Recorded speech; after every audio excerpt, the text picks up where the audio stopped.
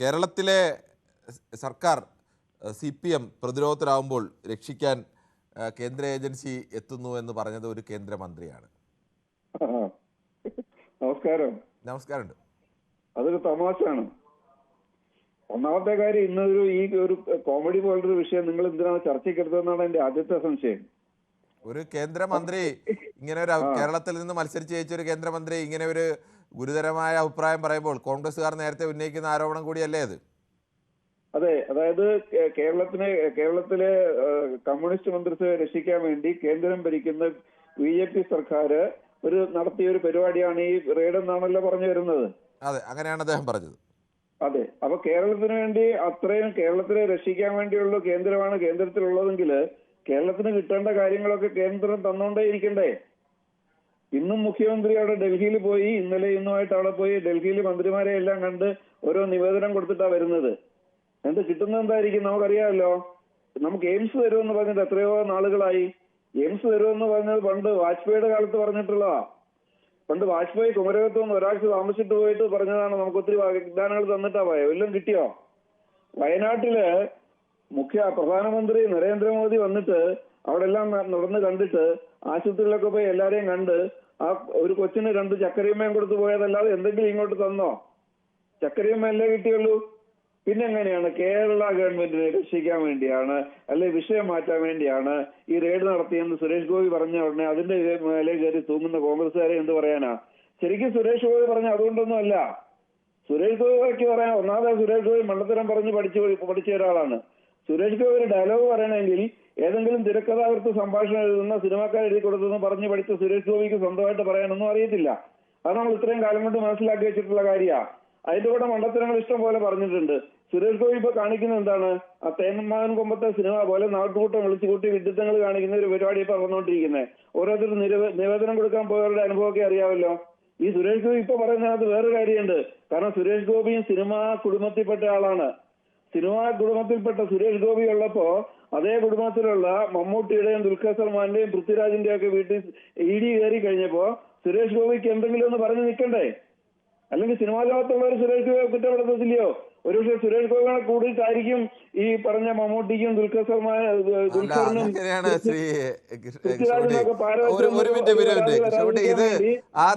സുരേഷ് ഗോപിയെ സിനിമാക്കാരെ രക്ഷിക്കാരെന്ന് എങ്ങനെ പറയാൻ കഴിയുന്നത്? സിനിമാക്കാരുടെ വീടുകളിലേക്ക് റെയ്ഡിന് ED വിട്ടത് സർക്കാരിനെ രക്ഷിക്കാരെന്നല്ലേ സുരേഷ് ഗോപി പറഞ്ഞു വെച്ചത്?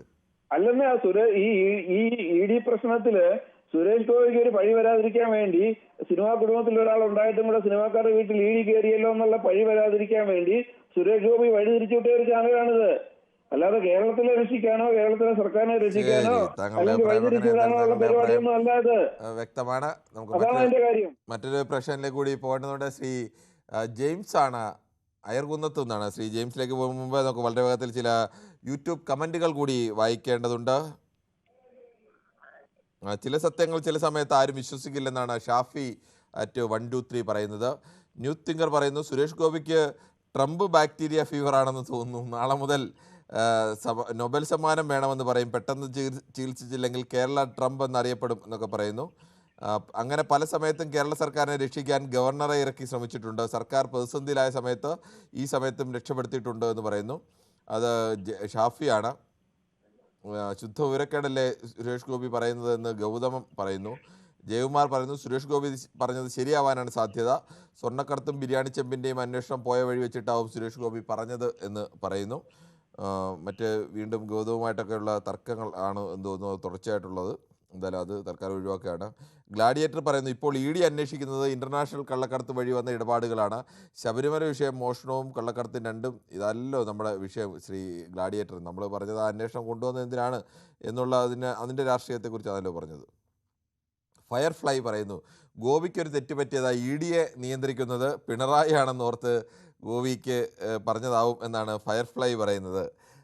എന്തായാലും മറ്റ് ചില കമൻറ്റുകൾ കൂടിയുണ്ട്. സുരേഷ് ഗോപിക്ക് ജീവിതത്തിൽ ആദ്യമായി ഒരു സത്യം പറഞ്ഞതാണ്, അത് അങ്ങനെ ആകുമെന്ന് വിചാരിച്ചില്ല എന്ന് ജയകുമാർ പറയുന്നു. അതോടൊപ്പം തന്നെ നന്ദകുമാർ P പറയുന്നു, ദൈവത്തിൻ്റെ നാടിനെ ദൈവത്തിന് പോലും രക്ഷിക്കാൻ കഴിയാത്ത അവസ്ഥയാണ് പ്രബുദ്ധ കേരളം എന്നുള്ള കാര്യം പറയുന്നു. എന്തായാലും വീണ്ടും സുരേഷ് ഗോപിക്ക് തമ്പ്രാനായി ഇങ്ങനെ ഇരിക്കണം, ഒരു വിവരവും എന്തായാലും അങ്ങനെ പറയുന്നത് ശരിയല്ല. വിവരം ഇല്ല എന്ന് വിവരം ഉണ്ടെന്നൊക്കെ പറയുന്നത് ഒരു ശരിയായ രീതിയല്ല. അത് പറഞ്ഞതിനൊക്കെ വിമർശിക്കാം. പക്ഷേ ശ്രീ ജെയിംസ് അയർക്കുന്നം പറഞ്ഞോളൂ. സാറേ, ഇപ്പൊ ഈ BJP-യുടെ നേതാക്കന്മാരൊക്കെ കാര്യമായിട്ടൊന്നും മിണ്ടാതിരിക്കുക. അപ്പൊ സുരേഷ് ഗോപിക്ക് ലീഡർഷിപ്പ് കൊടുക്കാൻ ആളുമില്ല ഇപ്പം. അത് ആ സതീശൻ പറയുന്ന കേട്ടൊക്കെ പുള്ളി ഓരോന്നൊക്കെ ഇങ്ങനെ പറഞ്ഞുകൊണ്ടിരിക്കും. ഈ ജനകീയ പ്രശ്നങ്ങളിൽ നിന്ന് ഒളിച്ചോടിക്കൊണ്ടാണ് ഇപ്പൊ ഇവർ ഈ സമരങ്ങളൊക്കെ. ജനകീയ പ്രശ്നങ്ങൾക്ക് വേണ്ടി ഒരു സമരവും പ്രതിപക്ഷം നടത്തുന്നില്ല. പിണറായി വിജയൻ ചെയ്യുന്ന ഓരോ നല്ല നല്ല കാര്യങ്ങൾ മറച്ചു വെക്കാൻ വേണ്ടി ഓരോരോ വിഷയങ്ങൾ കുത്തിപ്പൊക്കി വരും. അതിനെ സപ്പോർട്ട് ചെയ്ത് ഇപ്പൊ ഈ സുരേഷ് ഗോപി ഇറങ്ങിയിരിക്കുകയാണ്.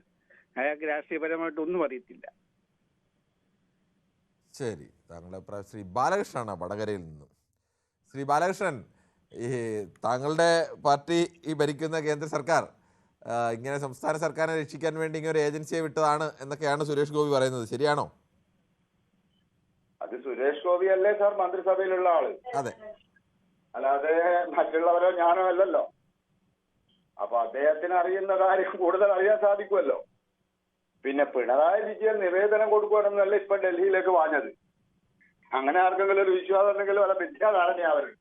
പിന്നെ എന്തിനാണ് പിണറായി വിജയൻ പോയത്? കേരളത്തിന് വേണ്ടി നിവേദനം കൊടുക്കാൻ. കേരളത്തിലെ ഭരണം സ്ഥിരപ്പെടുത്താൻ വേണ്ടിയുള്ള ചർച്ചക്കാം. മനസ്സിലായോ? അതെന്ത് ചർച്ചയാണ് ശ്രീ ബാലകൃഷ്ണൻ? അതിനെന്ത് സംശയം? അത് ഓപ്പണായ ചർച്ചയല്ലേ ഇത്? അടുത്ത തെരഞ്ഞെടുപ്പിന് ഇടതുപക്ഷത്ത് കേരളത്തിൽ അധികാരത്തിലെത്താൻ BJP സഹായിക്കും. യാതൊരു സംശയവുമില്ല. അപ്പൊ BJP അടുത്ത തെരഞ്ഞെടുപ്പോട് കൂടി അവര് തെരഞ്ഞെടുപ്പ് വേണ്ട എന്ന് തീരുമാനിക്കുകയാണോ? അവരുടെ വോട്ടൊന്നും വേണ്ട എന്ന് തീരുമാനിക്കുകയാണോ? അത് ചാണക്യൻ അമിത്ഷാന്റെ അജണ്ടയാണ് സാർ. അത് കാത്തിരുന്ന് കാണാം. ഞാൻ എപ്പോഴും സാറിനോട് പറഞ്ഞിട്ടില്ലേ, കേരളത്തിൽ. അപ്പൊ താങ്കളൊക്കെ അങ്ങനെ വോട്ട് ചെയ്യാൻ തയ്യാറായി നിൽക്കുകയാണ്?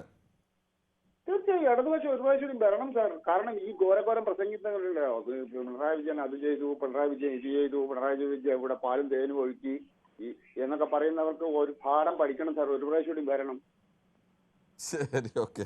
ഇതൊക്കെ 20 വർഷം മുമ്പേ എനിക്കൊക്കെ ഉള്ള അഭിപ്രായമാണ്. തുടരെ ഇടതുപക്ഷത്തിന് 2-3 പ്രാവശ്യം കേരളത്തിൽ അധികാരത്തിലെത്തിയാൽ ഇടതുപക്ഷം ബംഗാളിനേക്കാൾ കടുപ്പത്തിൽ കേരളത്തിൽ നഷ്ടപ്പെടും.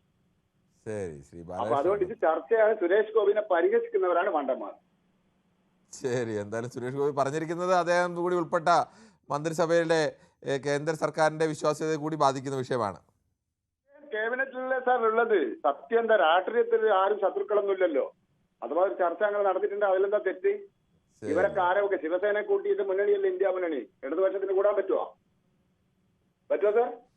എന്തായാലും കേരളത്തിലെ ഇടതുപക്ഷത്തിന് എന്തായാലും കേരളത്തിലെ BJP-യുമായി ഏതെങ്കിലും കാലത്ത് യോജിക്കാൻ കഴിയുമെന്ന പ്രതീക്ഷയോ അങ്ങനെ കണക്കൂട്ടലോ എനിക്ക് എന്തായാലും ഇല്ല. അല്ല, BJP-ക്ക് അങ്ങനെ ഒരു ഇതില്ല സാർ. BJP-ക്ക് അങ്ങനെ ഇല്ലെന്നറിയാം. BJP കശ്മീരിൽ ഏതൊക്കെ പാർട്ടികളുമായി യോജിച്ച് ഒരു കാലത്ത് എതിർത്ത പാർട്ടികളുമായി യോജിച്ച് ഭരണം വരെ നടത്തിയിട്ടുണ്ട്. BJP അങ്ങനെ ഭരണം കിട്ടാൻ വേണ്ടി ആരുമായി യോജിക്കുന്നതിന് BJP-ക്ക് അങ്ങനെ തടസ്സമൊന്നുമില്ലോ. അല്ല, രാഷ്ട്രീയത്തെ സംബന്ധിച്ചല്ലേ സാർ? അത് രാഷ്ട്രത്തെ സംബന്ധിച്ചൊന്നുമല്ല, അധികാരത്തെ സംബന്ധിച്ചത് എന്നാണ് അതിന്റെ അർത്ഥം. അല്ലാതെ രാഷ്ട്രത്തെ സംബന്ധിച്ചതല്ല. രാഷ്ട്രത്തെ സംബന്ധിച്ചത്. അതെങ്ങനെയാണ് ആവുന്നത് ശ്രീ ബാലകൃഷ്ണൻ?